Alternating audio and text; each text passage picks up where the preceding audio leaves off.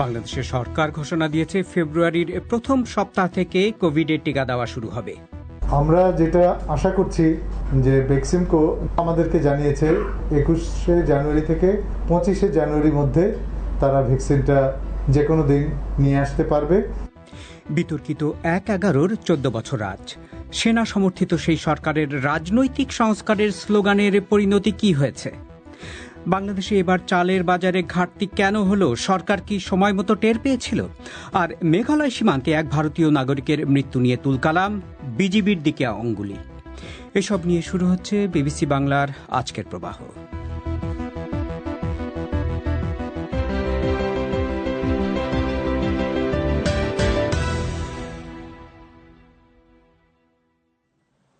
BBC বাংলার আজকের প্রবাহে আপনাদের স্বাগত জানাচ্ছি, শাকিল আনোয়ার। বাংলাদেশে এ মাসের ৯ ফেব্রুয়ারির প্রথম সপ্তাহ থেকে করোনা ভাইরাসের টিকা দেওয়া শুরু হবে। বাংলাদেশের স্বাস্থ্য অধিদপ্তরের মহাপরিচালক অধ্যাপক ডক্টর ABM খুরশিদ আলম আজ এক সংবাদ সম্মেলনে এই সিদ্ধান্ত জানিয়েছেন। আমরা যেটা আশা করছি যে বেক্সিমকো আমাদেরকে জানিয়েছে 21শে জানুয়ারি থেকে 25শে জানুয়ারির মধ্যে তারা ভ্যাকসিনটা যে কোনো দিন নিয়ে আসতে পারবে। এটা কোন কোন জায়গায় তারা পৌঁছাবে আমাদের তালিকা অনুযায়ী সেই সমস্ত জায়গায় পৌঁছে দেবে। স্বাস্থ্য দপ্তরের মহাপরিচালক অধ্যাপক ডক্টর ABM খুরশিদ আলম। তার ওই সংবাদ সম্মেলনে গিয়েছিলেন আমাদের সংবাদদাতা সাইয়েদা আক্তার। তিনি এখন ঢাকার স্টুডিও থেকে আমার সাথে যোগ দিচ্ছেন। সাইয়েদা, এই যে পরিকল্পনা ঘোষণা করা হয়েছে ভ্যাকসিন দেওয়ার, বিস্তারিত বলুন প্লিজ। শাকিল, এই ভ্যাকসিন প্রয়োগ নিয়ে সরকারের এইরকম প্রয়োগ পরিকল্পনা এটি প্রথমবারের মতো প্রকাশ করা হলো। অর্থাৎ কবে আসছে, কবে নাগাদ দেয়া হবে এবং কাদেরকে কিভাবে দেওয়া হবে সেই সংক্রান্ত বিস্তারিত বলা হয়েছে আজকে।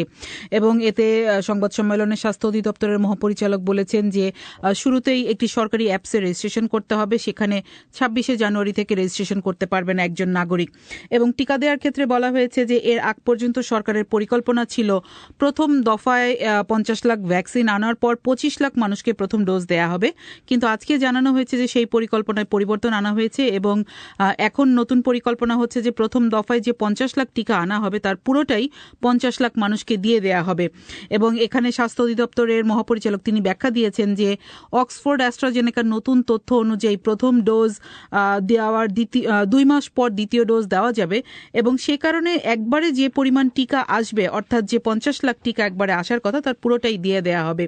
এবং 2 মাসের মধ্যে আরও টিকার চালান আসবে। এর ফলে প্রথমবারে যাদের টিকা দেওয়া হবে তারা দ্বিতীয় ডোজ টিকা পাবেন যখন তৃতীয় দফা টিকার চালান আসবে।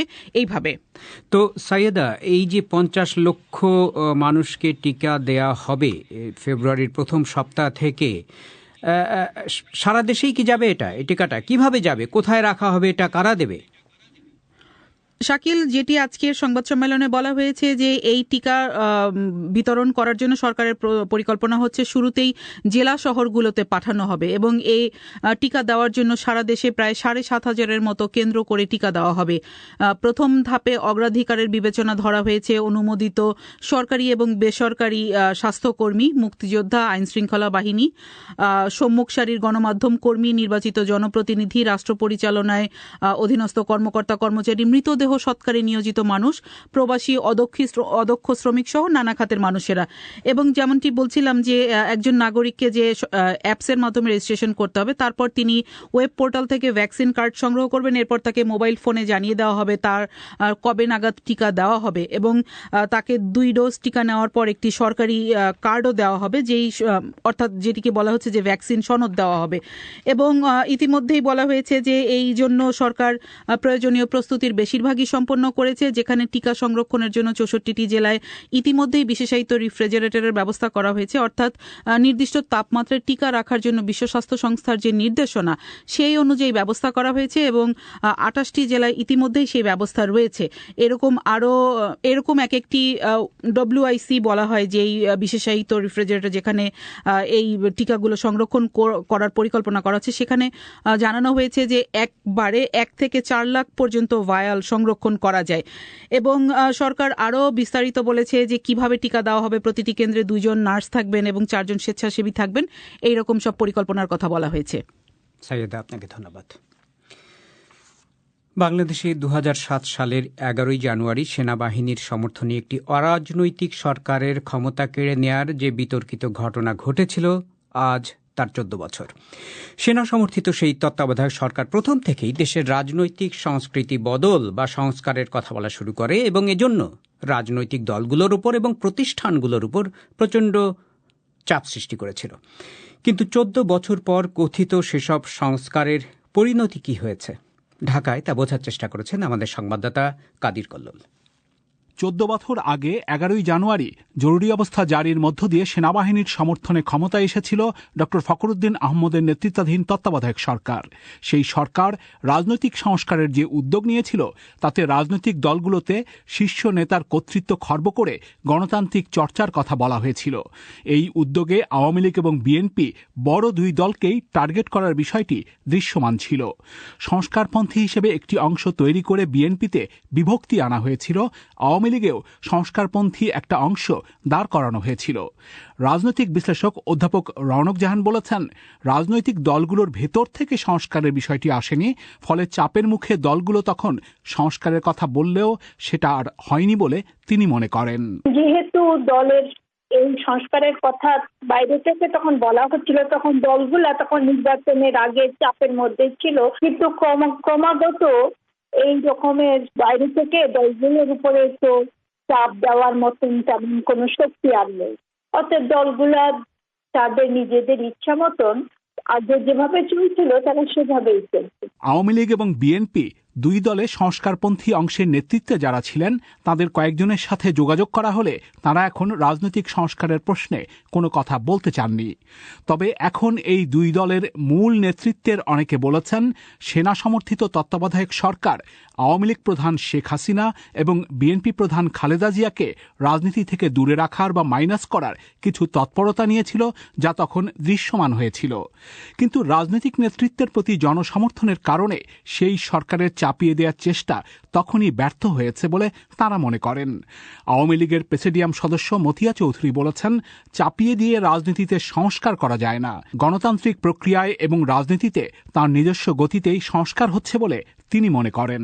যারা এই দল এই ধরনের কথা বলে তারা তো আবার আরেক পার্টি ফর্ম করে, জরুরি এলান হয়, my dear countryman, country is not fit for democracy, আর জরুরি এলান দিয়ে আমরা চলি না।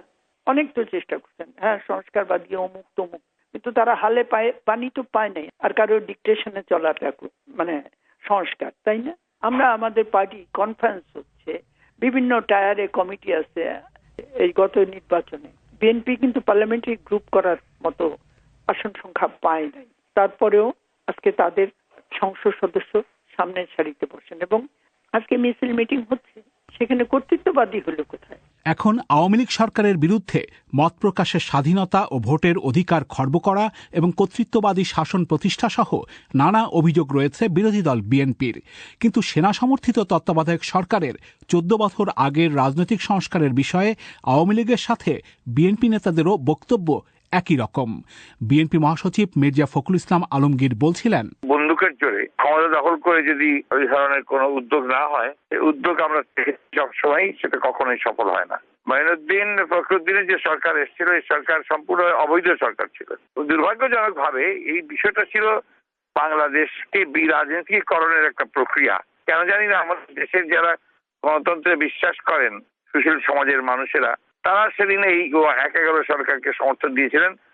সেই যুক্তিতে যেখান থেকে নতুন একটা ধারা, গণতান্ত্রিক ধারা শুরু হবে, এটা হয় না। পরিবর্তন হয়নি, কারণ ওই যে আপনার বিরাজনীতিকরণের যে প্রক্রিয়া শুরু হয়েছে, এখন তো দুর্ভাগ্যজনক হবে এখন যারা দেশ শাসন করছে তারা ওই একইভাবে পরিচালিত হচ্ছে। তবে গণতান্ত্রিক প্রতিষ্ঠানগুলোকে শক্তিশালী করা এবং রাজনৈতিক সংস্কারের প্রশ্নে দলগুলোর মধ্যেও যে বিতর্ক রয়েছে, সেই পরিস্থিতি অদূর ভবিষ্যতেও কাটিয়ে ওঠা কতটা সম্ভব তা নিয়ে বিশ্লেষকদের সন্দেহ রয়েছে। কাদির কল্লোল। বাংলাদেশে এবার চালের বাজারে ঘাটতি কেন হলো? সরকার কি সময় মতো এই ঘাটতির কথা টের পেয়েছিল? এ নিয়ে একটি সাক্ষাৎকার শুনবেন একটু পর। তার আগে সংক্ষিপ্ত বিশ্ব সংবাদ মানসী বড়ুয়ার কাছে। যুক্তরাষ্ট্র তাইওয়ানের সঙ্গে কোনো ধরনের সরকারি যোগাযোগের ওপর থেকে এক দীর্ঘদিনের নিষেধাজ্ঞা তুলে নেওয়ার সিদ্ধান্ত নেওয়ার পর চীন এর নিন্দা করেছে। চীনা পররাষ্ট্র দফতরের মুখপাত্র বলেছেন, চীন দৃঢ়ভাবে এই পদক্ষেপের বিরোধিতা করে এবং তার স্বার্থহানি করে এমন যে কোনো অন্তর্ঘাতমূলক কাজ তারা প্রতিরোধ করবে। ওই মুখপাত্র অভিযোগ করেন, মার্কিন পররাষ্ট্রমন্ত্রী মাইক পম্পেও বিষয়টি নিয়ে খেলছেন। গতকাল সাগরে বিধ্বস্ত হয়ে ডুবে যাওয়া একটি বিমানের ব্ল্যাক বক্স উদ্ধারের জন্য ইন্দোনেশিয়ায় এখন এক বিরাট তল্লাশি অভিযান চলছে। 50টির বেশি জাহাজ এবং 13টি বিমান এতে অংশ নিচ্ছে। রাজধানী জাকার্তার কাছে সমুদ্রে বিধ্বস্ত বোয়িং 737-এর ধ্বংসাবশেষের সন্ধানে তারা গোটা এলাকা চষে বেড়াচ্ছে। বিমানটির লেজ, যাত্রীদের কিছু জিনিসপত্র এবং কিছু যাত্রীর দেহাবশেষ এরই মধ্যে উদ্ধার করা হয়েছে। ভারতে সরকার নতুন কৃষি আইন সংক্রান্ত বিরোধ যেভাবে সামাল দিচ্ছে, দেশটির সুপ্রিম কোর্ট তার জন্য সরকারের কঠোর সমালোচনা করেছে। হাজার হাজার কৃষক গত নভেম্বর থেকে রাজধানী দিল্লির উপকণ্ঠে এসব আইনের প্রতিবাদ করছে। তাদের অভিযোগ, নতুন আইনের ফলে বড় বড় ব্যবসা প্রতিষ্ঠানগুলো লাভবান হবে। সুপ্রিম কোর্ট বলছে, উভয় পক্ষের মধ্যে আলোচনা যে পর্যায়ে রয়েছে তাতে তারা হতাশ। এইসব আইন স্থগিত রাখার জন্য আদালত সরকারকে নির্দেশ দিয়েছে। আর্মেনিয়ার প্রধানমন্ত্রী নিকল পাশিনিয়ান এবং আজারবাইজানের প্রেসিডেন্ট ইলহাম আলিয়েভের মধ্যে আজ একটি বৈঠক অনুষ্ঠিত হচ্ছে। নাগর্নো কারাবাখের মালিকানাকে কেন্দ্র করে দুটো দেশের মধ্যে সবশেষ যুদ্ধের পর এটাই তাদের প্রথম বৈঠক। রুশ প্রেসিডেন্ট ভ্লাদিমির পুতিনের আয়োজিত এক আলোচনায় যোগ দিতে তারা দুজনেই এখন মস্কোতে রয়েছেন।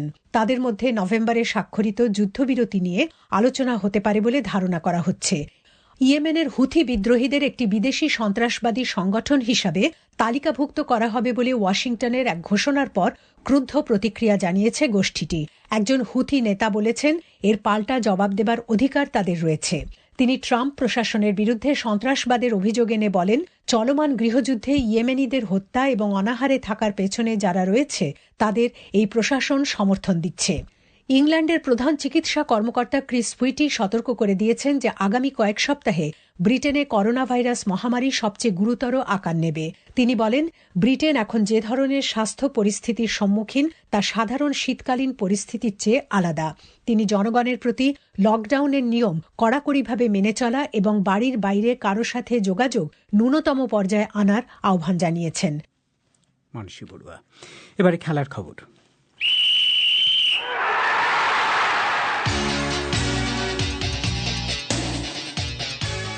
খেলার খবর পড়ছি রায়হান মাসুদ। শুরুতেই সিডনি টেস্টের খবর। সিডনি টেস্ট ড্র করে ফেলল ভারত। প্রায় হারতে বসা টেস্টের পঞ্চম দিনে এসে এমন অবস্থাও এসেছে যখন মনে হচ্ছিল ভারত জিতে যাবে। ঋষভ পান্ত ও চেতেশ্বর পূজারা আউট হওয়ার পর ড্রয়ের জন্য ব্যাট করে ভারত। শেষ পর্যন্ত পুরো দিন ব্যাট করে 334 রান তোলে 5 উইকেট হারিয়ে। 161 বলে 23 রান করেন বিহারি, 128 বলে 39 রান তোলেন অশ্বিন। এ দুজন মিলে 259 বল খেলেন। মাঝে চড়াও হয়ে খেলে 97 রান তুলে জয়ের আশা দেখান Rishabh Pant. Man of the match হয়েছেন স্টিভ স্মিথ। এখনও পর্যন্ত টেস্ট ক্রিকেটে অধিনায়ক হিসেবে কোনো ম্যাচে হারেননি আজিঙ্কা রাহানে। 15 জানুয়ারি শুরু হবে ভারত ও অস্ট্রেলিয়ার মধ্যকার এই টেস্ট সিরিজের শেষ টেস্ট। এই টেস্টটি হবে ব্রিসবেনে। যদিও এর আগে ব্রিসবেনে খেলা নিয়ে আপত্তি জানিয়েছিল ভারতীয় ক্রিকেট দল। কুইন্সল্যান্ড রাজ্যের কড়া কোয়ারেন্টিন নিয়ম মানতে চাচ্ছিল না ভারত। তারা দাবি জানিয়েছিল এর আগে যেহেতু কোয়ারেন্টিন তারা করেছে 15 দিন, তাই এখানে তাদের জন্য নিয়ম যাতে কিছুটা শিথিল করা হয় সেই দাবি জানিয়েছিল ভারতীয় ক্রিকেট দল। তবে শেষ পর্যন্ত ব্রিসবেনে কম দর্শক ঢুকতে দেওয়া হবে বলে দেওয়া হয় এবং ভারতীয় ক্রিকেট দল রাজি হয় এই ম্যাচটি ব্রিসবেনেই খেলতে। এর আগে চতুর্থ টেস্টটি তারা সিডনিতে খেলতে চেয়েছিল। বাংলাদেশে সম্প্রতি শেষ হয়েছে জাতীয় পর্যায়ের উশু প্রতিযোগিতা। একটি ডিসিপ্লিনে স্বর্ণ এবং আরেকটি ডিসিপ্লিনে রৌপ্য জিতেছেন চারু। তিনি বলছিলেন,